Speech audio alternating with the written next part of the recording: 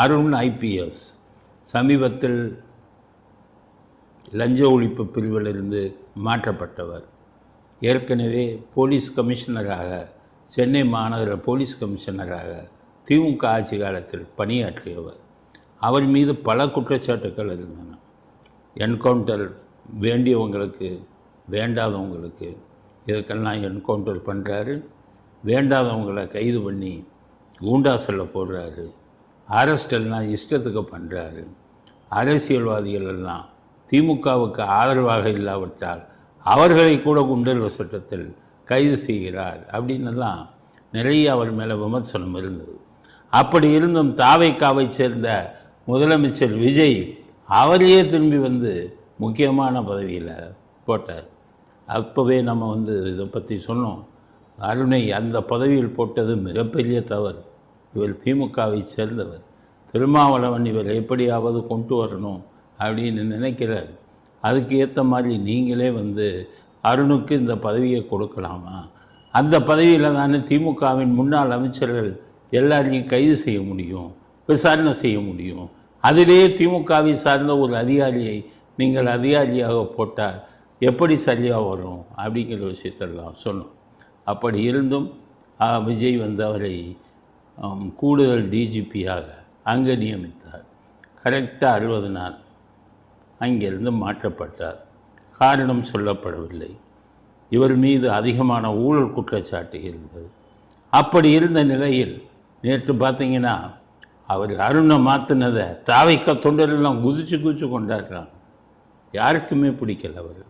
காரணம் அரசியல் சார்பாக நடந்தவர் அப்படிங்கிறதுனால யாருக்கும் பிடிக்கல. கடைசி இன்னைக்கு அவர் வீட்டில் இன்கம் டேக்ஸ் ரைடு அடிச்சிருக்கோம். இன்கம் டேக்ஸ் ரைடு யார் வீட்டில் அடிப்பாங்க? பணக்காரன் வீட்டில் கோடியாக கொள்ளை அடித்தவங்க வீட்டில் கோடிக்கணக்கில் பணத்தை வச்சுட்டு கணக்கு காட்டாதவங்க வீட்டில் தான் அடிப்பாங்க. அப்படி இருந்தும் அருண் ஐபிஎஸ் வீட்டில் நேற்று இன்கம் டேக்ஸ் ரைடு அடிச்சிருக்காங்க. ஆனால் அருண் ஐபிஎஸ் யமுனா அப்படின்னு சொல்லி ஒரு பெண்ணை காதல் திருமணம் செய்து கொண்டார். அவர் ஐஆர்எஸ் அதிகாரி. அதனால் அவர் சென்ட்ரல் கவர்மெண்ட்டில் இருக்கார். அவர் மேலேயும் நிறைய ஊழல் குற்றச்சாட்டு வந்திருக்கு. அதனால தான் கைது செய்தோம் அப்படிங்கிறாங்க மத்திய அரசாங்கத்தைச் சேர்ந்த அதிகாரிகள். எப்படி இருந்தாலும் அருண் மேல் கோடிக்கணக்கான பண ஊழல் பேசப்பட்டு வருகிறது. அதனால் அவர் எங்கெங்கு சொத்து வைத்திருக்கிறார், யார் யாரிடமிருந்து பணம் வாங்கினார் என்பதை வருங்காலத்தில் விஜய் அரசாங்கம் இந்த நாட்டு மக்களுக்கு உணர்த்த வேண்டும் என்பதுதான் ஒட்டுமொத்த தமிழ்நாட்டின் கருத்து. நான்லாம் எத்தனையோ ஐபிஎஸ்ஸை பார்த்துருக்கேன்.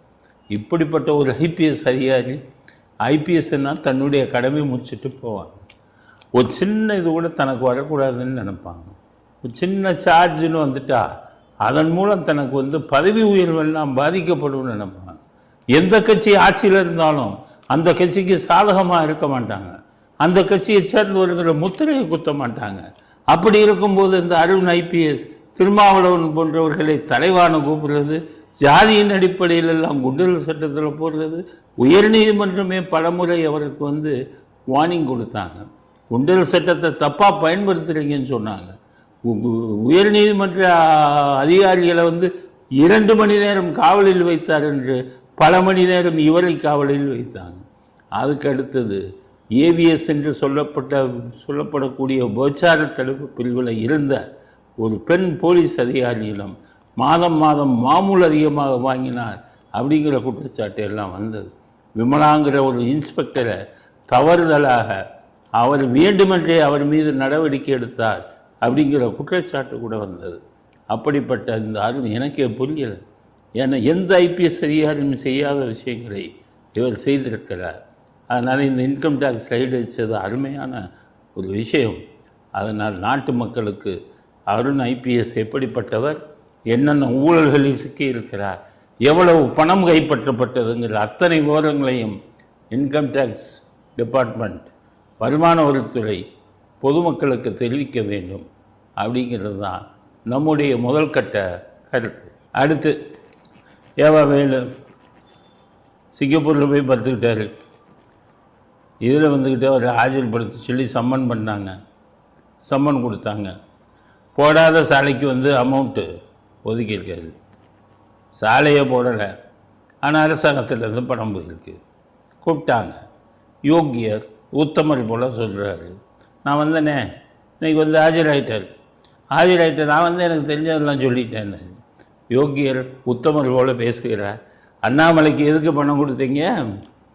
ஈடியிலேருந்து என்ன மேலே எந்த வழக்கம் போடாமல் பார்த்துக்கங்கன்னு சொல்லி தானே பணம் கொடுத்தீங்க. அப்போ ஈடி பிடிக்கும் அளவிற்கு நீங்கள் ஊழல் செஞ்சது உண்மையா இல்லையா? அதனால் இப்போ லஞ்ச ஒழிப்புத்துறை வந்து விசாரணைக்கு கூப்பிட்டுருக்காங்க.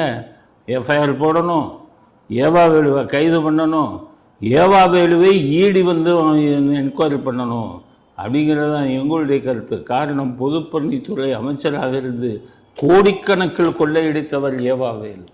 அவர் விட்டதுங்கிறது வந்து யாரை விட்டாலும் ஏவா வேலுவை விடக்கூடாது. காரணம், பல ஆயிரக்கணக்கான கோடி பல இது வந்து ஸ்டாலினுக்கு வந்து பங்காக கொடுத்திருக்கிறார். இப்போ இது சொல்லும்போது தான் ஸ்டாலின் பேர் வந்து ஒன்று தான்